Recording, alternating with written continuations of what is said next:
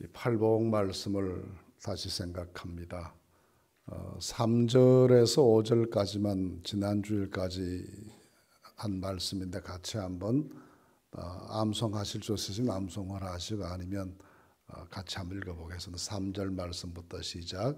심령이 가난한 자는 복이 있나니 천국이 그들의 것이며 애통하는 자는 복이 있나니 그들이 위로를 받을 것이며 온유한 자는 복이 있나니 그들이 땅을 기업으로 받을 것임이라.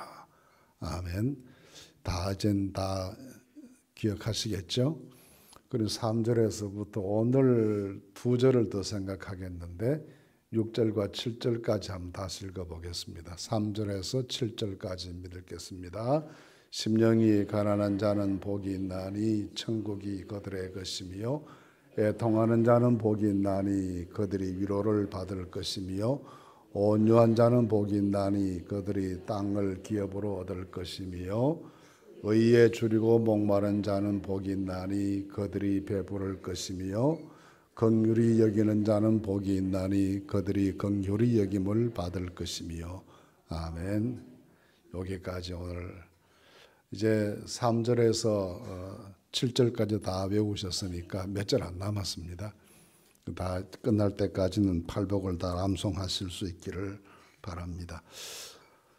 팔복 말씀 가운데 첫 번째 심령이 가난한 자는 복이 있나니 하는 말씀은 하나님 앞에 우리가 죄인인 것을 깨닫고 주님의 은혜가 아니면 너무나 무능한 존재인 것을 발견하고 하나님 앞에 자기를 낮추는 사람이 심령이 가난한 사람이다라는 것.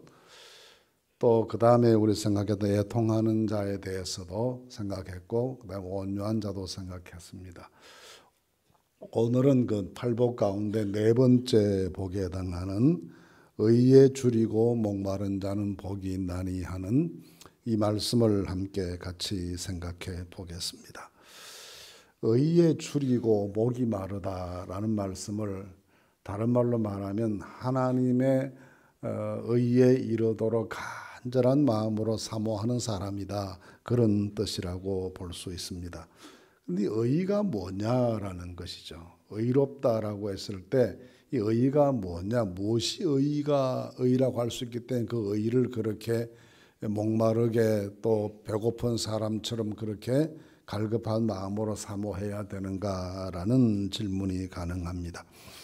디카이오스고 디카이오슈네라는 헬라어인데 이 의라고 하는 말을 우리말로 하면 올바르다 또는 정당하다 또는 보기에 매우 합당해 보이고 아름다워 보인다, 뭐 이런 아주 여러 가지 뜻을 지닌 단어가 이 의라는 단어입니다.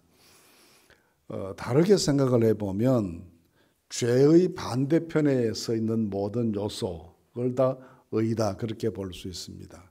죄는 지저분하고 더러운 것이지만 의는 깨끗하고 청결한 것이고, 죄는 다른 사람에게 피해를 주는 것이지만 의는 다른 사람에게 유익을 끼치는 것이고, 죄는 분열과 갈등을 만드는 것이지만 의는 화평과 일치를 만드는 것이고, 죄는 하나님 앞에 거절당하는 사람이 되는 것이지만 의는 하나님께 용납되는 사람이 되는 것이고, 이렇게 우리가 죄와 반대 개념에 있는 것을 생각해 보면 그 전체를 다 통틀어서 의로운 것이다, 그렇게 말할 수 있습니다.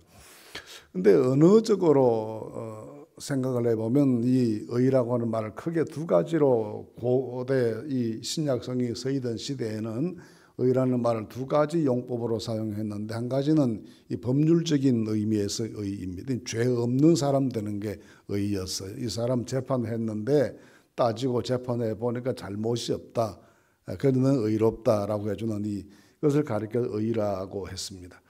근데 하나님 앞에서 우리가 이 법률적인 의미에서의 죄 없는 사람이 되었다라고 하는 말을 누가 들을 수 있겠습니까?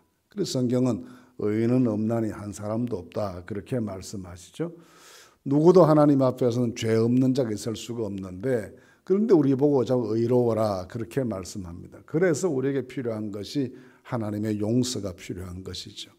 십자가 주님의 보혈의 은혜를 믿고 그 앞에 나아가 회개하는 사람들에게 베풀어 주시는 하나님의 용서의 은총을 덧입어서 우리 하나님 앞에 의로운 사람으로 된다. 이것을 가르쳐 신약 성경에서는 칭의라고 그랬습니다. 이신칭의라고 그래서 믿음으로 의롭게 되는 것이다. 십자가로 사함받는 것이다 라는 것입니다. 그럼 또 한 가지 의라는 용어는 도덕적으로 쓰여졌습니다. 도덕적인 면에서 의라고 하는 것은 굉장히 사람의 성품과 관련되어 있는 것이죠. 하나님을 닮아가려 하는, 하나님의 속성을 닮아가려 하는 우리의 성품의 변화, 이것을 가리켜서 의다 그렇게 말했고, 생활 속에 이루어지는 바른 행위도 의로운 것이다 라고 했습니다. 예를 들어서 20절 말씀에 보시면 예수님이 그러셨어요. 내가 너희에게 이르노니 너희 의가 서기관과 바리새인보다 더 낫지 못하면 결코 천국에 들어가지 못할 것이다. 여기서 말씀하시는 것은 바리새인들이나 서기관들을 예수님 매우 비판적으로 보셨지만, 근데 그들 가운데 행위 자체는 흠이 없을 때가 있다는 겁니다. 살아가는 내용이 율법 열심히 지키려고 하고 했던 그 마음의 동기는 좀 불순한 것이지만 그것으로 드러난 행위 자체는 소중한 것이었는데, 우리가 속 사람의 변화를 중요하게 생각하고 중심에 어떤 하나님의 긍휼을 의지하고 믿음으로 살고 그런 건 다 좋은 것이지만, 겉으로 드러나 보이는 행위까지도 이런 서기관들이나 바리새인들이 살아가는 정의롭고 말씀대로 살려 하고 하는 이런 것보다 우리가 더 나아야 된다는 것이 행위의 문제이고 덕성의 문제이고 실천의 문제였습니다. 그래서 하나님의 성품을 닮은 그런 우리 속 사람의 성품을 가지고 그런 행위의 열매를 맺는 것을 가리켜서 의롭다 그렇게 말씀합니다. 이것을 좀 더 이제 달리 생각해 보면, 신앙적으로 생각해 보면 의라고 하는 것은 하나님 앞에 인정되고 하나님 앞에 받아들여지는 사람 되는 것이 의로운 사람 되는 것이, 하나님께서 너 안 되겠다 하는 것이 아니고, 가인과 그의 재물을 거절하셨다 그러는데 창세기 4장에 여기 보시면 자세히 보시면 하나님께서 거절하신 게 가인의 재물이 중요한 게 아니었어요. 가인이라는 사람이 더 중요했습니다. 가인이라는 사람을 하나님께서 의롭게 보지 않으셔서 그런 사람을 거절하시니까 그가 들고 온 재물까지 한꺼번에 다 거절당하는 것이죠. 중요한 것은 사람이었습니다. 그래서 하나님 앞에 우리 신앙적으로 의롭다라고 하는 것은 나라는 사람이 하나님께 받아들여지는 사람이 되고 하나님께 용납되는 사람이 되고 의롭다고 인정되는 사람이 되는 것, 이것이 우리에게 중요한 것이겠죠. 그렇게 되기를 간절히 사모하는 것이 의에 줄이고 목마른 사람으로 살아가는 것입니다. 근데 우리 능력으로는 사람이 자기를 어떻게 무죄하게 살 수가 있겠습니까? 하나님께서 불꽃 같은 눈으로 감찰하시는데 또 그러셨잖아요. 이 율법 중에 한 가지를 범하게 되면 전체를 범하는 것과 같다. 그렇게 말씀하시는데, 그렇게 생각하면 우리 누가 하나님 앞에 설 수가 있겠습니까? 그래서 우리 하나님 앞에 받아들여지는 사람이 될 수 있고 하나님께 용납되는 사람이 될 수 있기 위해서는 항상 주님의 십자가 은혜를 의지하고 깊고 정직한 마음으로 회개하고 날마다 자기를 성찰해서 하나님 앞에 용서받는 사람으로 살아가는 것이 너무나 필요한 것이죠. 그래서 오직 하나님의 은혜를 의지하고 십자가 보혈 앞에 나아가고 하나님의 용서해 주신 그 사랑을 믿고 날마다 허물 많은 인생이지만 오늘도 주께서 씻어주시기를 바랍니다. 오늘도 주께서 용서해 주시기를 바랍니다. 오늘도 주님의 보혈로 나를 정결케 만들어 주시기를 바랍니다는 마음으로 날마다 주님께 나아가는 사람이 되는 것입니다. 그래서 예수님께서 한번 목욕한 사람 전체 씻을 필요는 없지만 발은 매일 씻어야 된다 그렇게 말씀하셨던 것처럼 매일 크고 작은 우리 허물들을 정직하게 회개하고 십자가 보혈의 은혜에 의지하는 마음으로 늘 하나님께로부터 사함받아 정결케 된 사람의 모습을 늘 유지하실 수 있기를 간절히 바랍니다. 그것이 신앙적으로 보면 하나님 앞에 의를 사모하는 사람의 자세일 것이다 믿습니다. 오늘 새벽 기도회 때 이사야 6장 말씀을 읽었는데요. 그 말씀 가운데 보면 이사야가 화로다 나여 망하게 되었도다라고 자기의 깊은 죄에 대해서 발견하고 막 가슴치며 회개하는 대목이 나옵니다.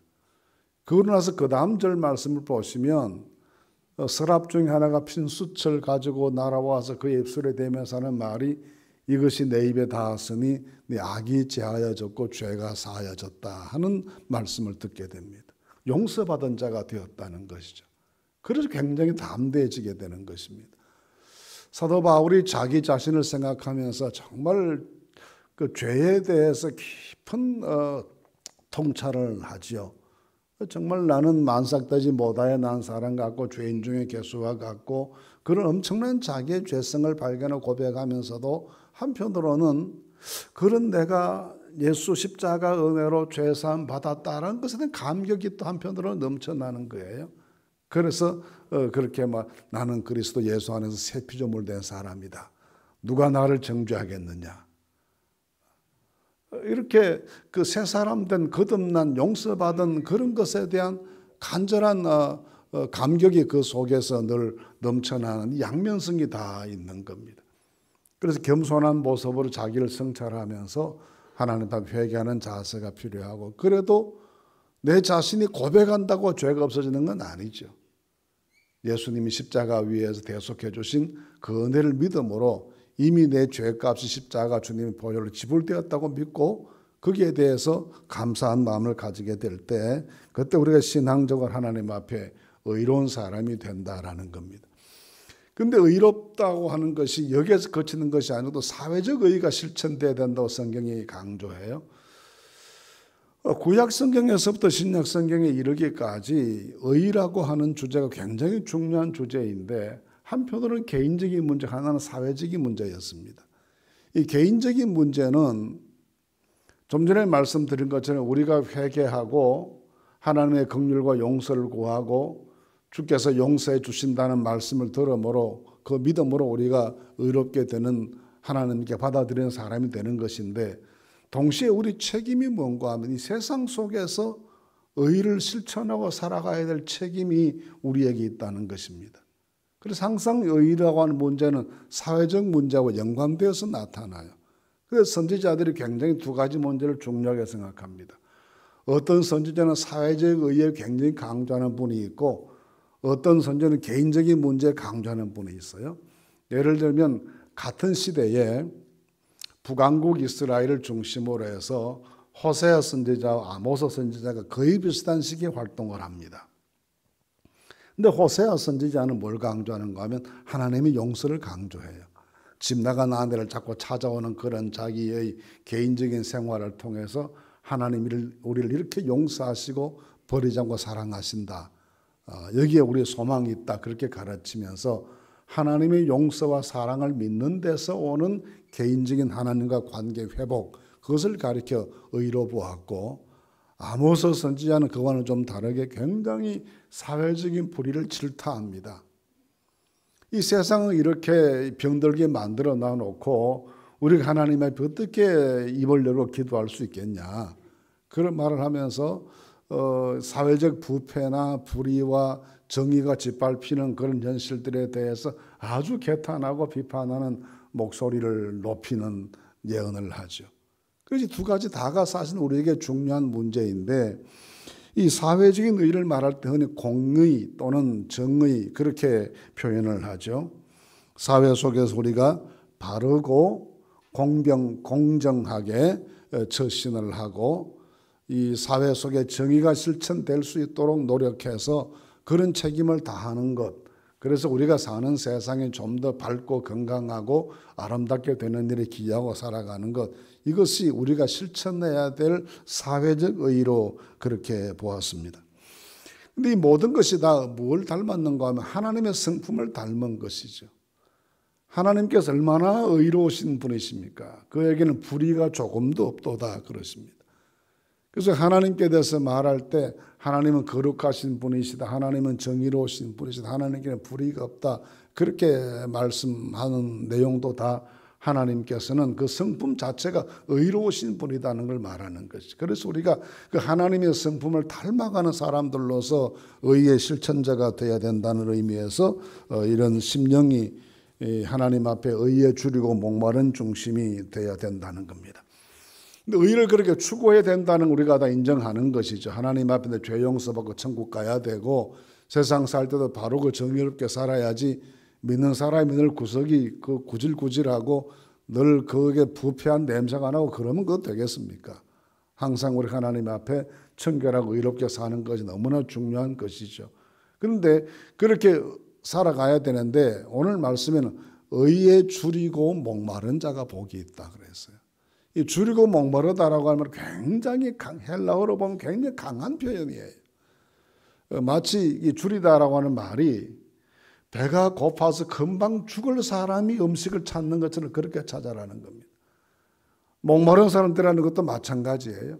목에 갈증이 나서 더 이상 견딜 수 없이 헐떡거리는 그런 들짐승들처럼 그렇게 하나님께 의로워지기를 열정적으로 간구하고 그런 삶을 추구해야 된다는 것을 가르치는 것이죠.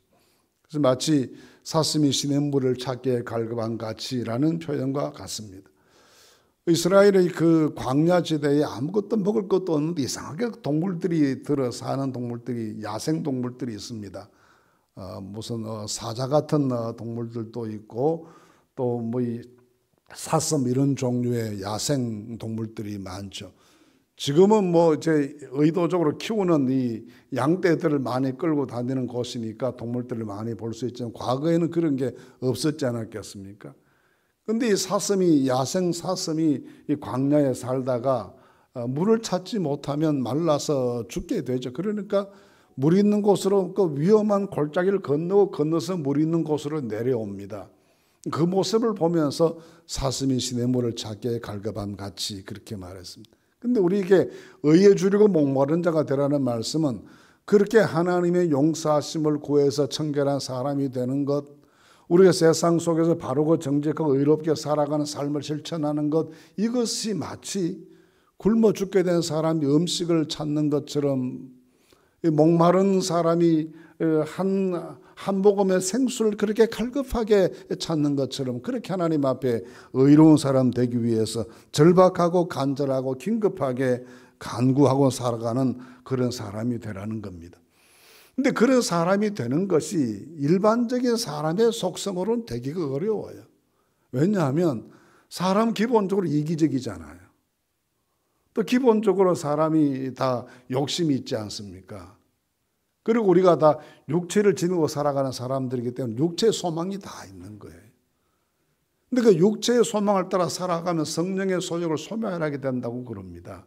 그래서 의에 이르기가 어려워요. 일반적인 사람이 가진 생각으로는 한계가 있고 또 조금 이제 무슨 의로운 생활을 좀 하고 나면 그걸 마치 자기의처럼 생각해서 사람들 앞에 자랑하고 나는 이렇게 살았는데 너는 뭐냐고 다른 사람 정죄하기 좋아하는 그런 사람이 되기가 쉽죠. 그래서 이 성품, 의에 줄이고 목마른 사람의 성품은 거듭난 사람의 성품입니다. 중생한 사람의 성품이에요.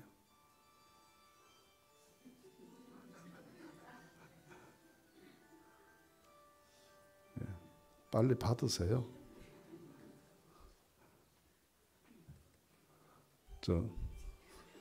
12시쯤 끝난다고 그러십니다. 이게 중생 이전에는 사람이 육의 성품을 가지는 거지 않습니까? 육신의 소욕 따라 살아가죠. 이 육신의 소욕은 항상 자기 이익과 결부되게 되어 있습니다. 사람이 자기 이익과 결부되면 공정하기가 어려워져요. 정의롭게 살기가 쉽지 않게 됩니다. 그래서 이 의에 줄이고 목마른 사람의 성품은 거듭난 사람이어야 가능합니다.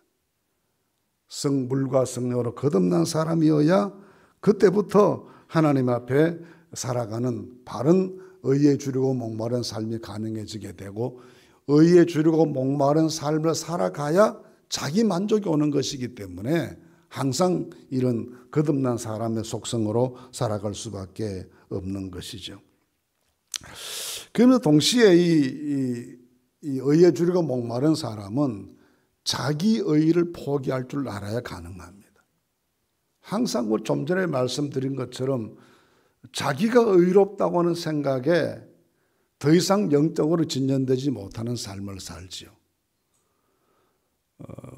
누가복음 18장에 예수님께서 한 바리새인의 기도하는 모습을 설명하셨습니다. 자기를 의롭다고 여기는 사람이라 그랬어요. 나는 뭐 안식일도 잘 지켰고 11조도 잘했고 나는 저 세리처럼 죄도 지은 사람이 아니고, 자기가 살아온 것에 대한 자부심을 넘어서서 이렇게 살아온 것 때문에 하나님 앞에 자신이 용납될 것이라고 생각한 어리석음이 있습니다. 그런데 그런 생각 자체가 교만한 것이고 사실과 다르지 않습니까? 어떻게 사람이 그렇게 다 완전할 수 있겠습니까?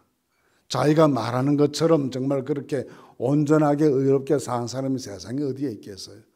자기를 의롭다고 생각하거나 그렇게 주장하는 순간에 벌써 그것은 교만한 것이고 거짓이고 자기 기만에 해당하는 잘못을 범하고 살아가는 것과 마찬가지입니다. 여러분, 정치적으로 굉장히 혼란한 시기지만 우리가 이렇게 보면 그 사람이나 비슷한 사람 같은데 뭐 죽고 살기처럼 저렇게 저럽니다. 하나님 앞에 우리가 자기 의를 내려놓지 못하면 진정한 하나님의 의로우심의 은혜를 누리기가 어려워지게 되는 것이죠. 요한계시록 3장에 그 라오디게아 교회에 주시는 말씀이 있어요.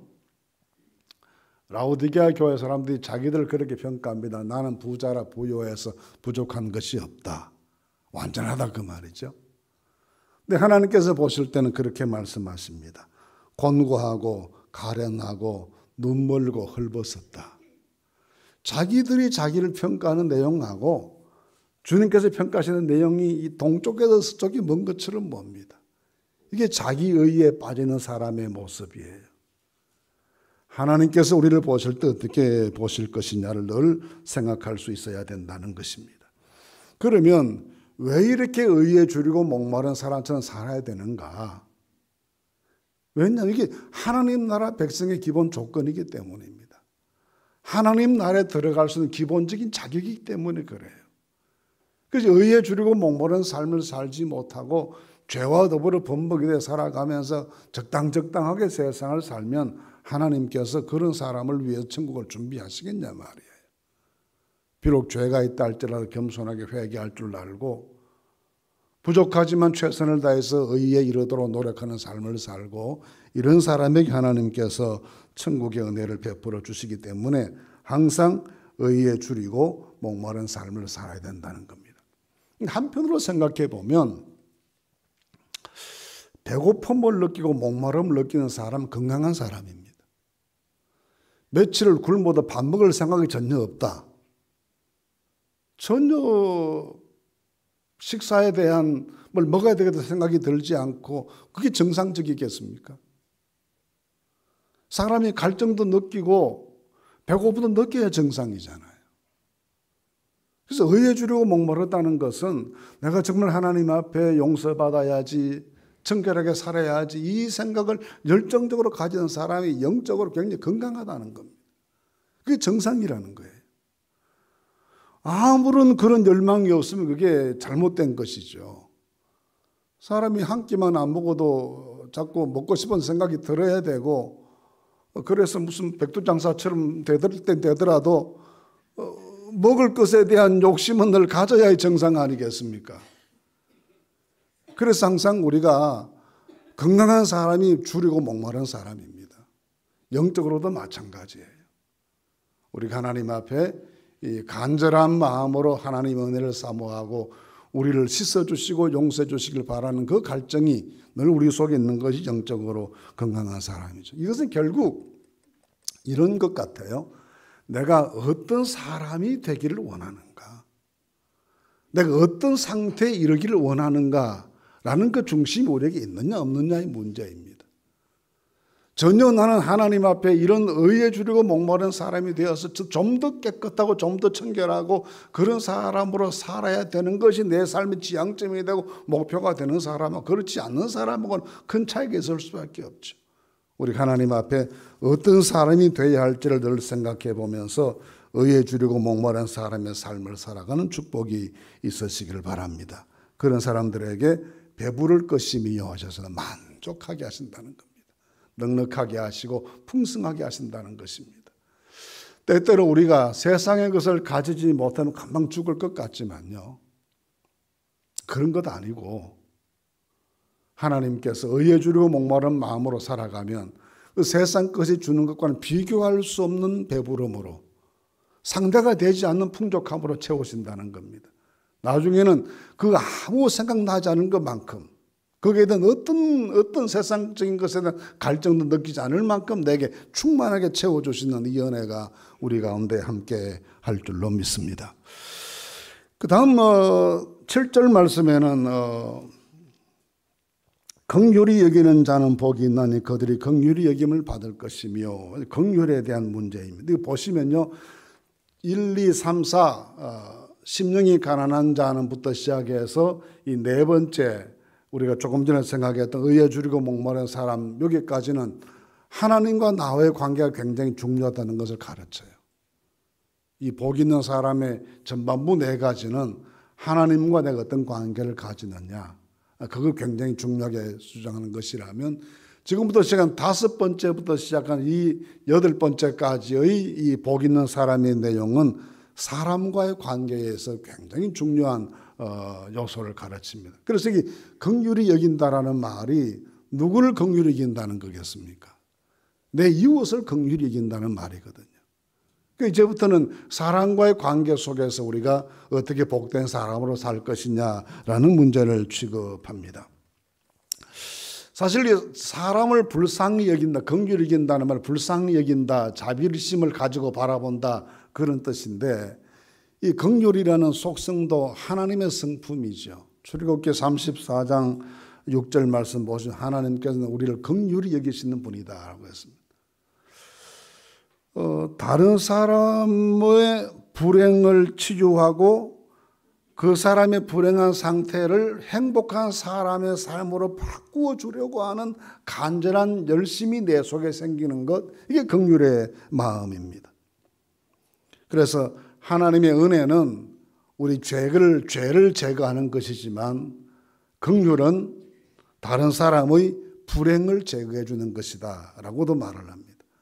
하나님의 은혜가 우리에게 있어서 내 죄가 용서받는 것이고, 내가 다른 사람을 긍휼히 여기는 것을 통해 그 사람의 불행을 제거해 주는, 이것이 긍휼이다라는 것입니다. 그래서 긍휼은 단순히 곤란한 처지에 있는 사람을 볼 때 내 마음으로 느끼는 동정심만의 차원은 아닙니다. 그 사람의 삶을 역전시켜 주고자 하는 열망이에요. 이 열망이 이루어지기 위해서는 긍휼은 반드시 자기 희생이 수반되지 않으면 긍휼의 실천이 불가능해지게 됩니다. 그래서 이 긍휼은 돈과 물질의 소용이 이것의 사용이 반드시 필요할 때가 있고, 그런 것이 부족할 때는 내가 말 한마디로라도 사람을 위로하고 격려하는 것으로 긍휼을 나타낼 수가 있고, 또 거기에 더 나아가서 그것마저도 어려운 처지가 됐을 때는 누군가를 위한 눈물의 기도로 내 긍휼한 마음을 나타낼 수도 있게 됩니다. 그런 면에서 이 긍휼이라는 말은 연민 또는 자비심, 이런 것이 보태진 이웃의 상태를 회복시켜주고자 하는 열망 있는 행동, 이것이 긍휼이다, 그렇게 볼 수 있을 것입니다. 이 긍휼에 해당하는 구약 성경의 단어가 두 가지가 있습니다. 하나는 헤세드라는 단어이고 또 하나는 라하밈이라는 단어인데요, 이 단어를 신약에서는 또 다른 말로 스플랑크톤이라고 번역하는데, 이 말은 창자, 내장, 창자, 그게 어원입니다. 다른 사람을 긍휼히 여긴다는 말은 내 속에 있는 이 내장이 단장의 아픔이라고 그러잖아요. 이 장이 끊어지는 아픔이라고 그러는데, 이런 아픈 마음을 가지고 이웃의 고통과 불행을 지켜보는 그런 자세를 말합니다. 근데 예수님께서는 긍휼의 마음이 특별하셨어요. 막 군중들이 자기에게 몰려올 때 무리를 보시고 불쌍히 여기사, 그런 말씀 자주 하십니다. 이 목 잡는 양과 같이 어디에 마음 둘 곳 없어서 누구를 의지할 수도 없어서 이 들판에 있는 야인에게 몰려오는 그 사람들을 바라보시면서 무리를 보시고 불쌍히 여기셨다. 무리를 바라보시면서 불쌍히 여기신 것만이 아니라 한 개인을 바라보시면서도 그러셨어요. 사람들이 예수님께 나와서 도와주시기를 구할 때 소리를 높여서 다윗의 자손 예수의 우리를 불쌍히 여기소서 그럽니다. 또 그들을 불쌍히 여기셨어요. 그러니까 이 긍휼이라는 이 단어, 이 성품은 하나님 아버지의 성품이기도 하고 동시에 이 성품은 우리 예수님의 성품이기도 했습니다. 큰 민족이라는 집단 전체를 바라보시고도 긍휼의 마음이, 한 불행한 개인을 바라보시면서도 긍휼의 마음이. 그래서 예수님께서 이 긍휼에 계셨다는 말을 말할 때 그 NIV라는 영어 성경에서는 hurt, 이 가슴이 웬타오 됐다, 밖으로 튀어나왔다 그럽니다. 예수님의 그 인간에 대한 고통, 연민, 불쌍히 여기는 말, 이것이 막 밖으로 뛰쳐나오는, 겉으로 이 속이 드러나 보이는 그런 행동이 긍휼이라고 말씀하셨어요. 얼마나 직설적인 표현인지 모르겠습니다. 그래서 주님께서 우리에게 긍휼을 요구하십니다. 긍휼히 여기는 자가 되라. 다른 사람의 삶에 대해서 냉정하지 말고, 또 우리는 다른 사람의 부족함을 볼 때 분석을 잘합니다. 저 사람 말에 내가 그때 그렇게 말을 안 듣더니 결국 이렇게 됐다 하고, 과거 몇 년 전부터 다 끄집어내서 막 이런 분석 안 하셔도 괜찮아요. 그분에게 필요한 것은 우리의 분석이 필요한 게 아닙니다. 언젠가 일본에 가서 오사카 어느 공원에서 그 무료 급식하는 목사님을 만난 적이 있습니다.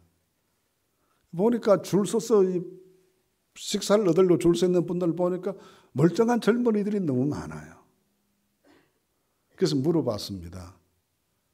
아니 목사님, 저렇게 멀쩡한 젊은이로 줄을 서는데 이게 저 사람들을 오히려 더 나쁘게 만든 것 아니겠습니까? 그랬더니 그 목사님 말씀, 저는 그런 건 모릅니다. 단지 현재 배고프기 때문에 먹입니다. 현재 배고프기 때문에 먹일 뿐입니다. 배고픈 사람을 보았을 때 그분의 이 긍휼이 참을 수가 없었다는 거죠. 이게 그 사람이 게을른 것인지 뭔지 그건 자기는 가치는 판단하지 않는다는 겁니다. 현재 배고프기 때문에. 그래서 우리가 이웃을 바라보는 관점이 비판적일 수도 있고 분석적일 수도 있고 또는 뭐 여러 가지로 평가할 수 있는 기준이 다 다르겠지만 주님께서 우리에게 명령하시는 것은 긍휼히 여겨라. 긍휼히 여겨라. 하나님께서 우리를 긍휼히 여기듯이 너도 긍휼히 여겨라는 말씀입니다. 그래야 우리도 하나님께로부터 긍휼히 여김을 받는다는 겁니다. 하나님도 우리를 불쌍히 여기실 것이라는 겁니다. 우리가 정말 하나님께서 불쌍히 여겨주시는 그 은혜가 안에 우리가 살 수가 있겠습니까?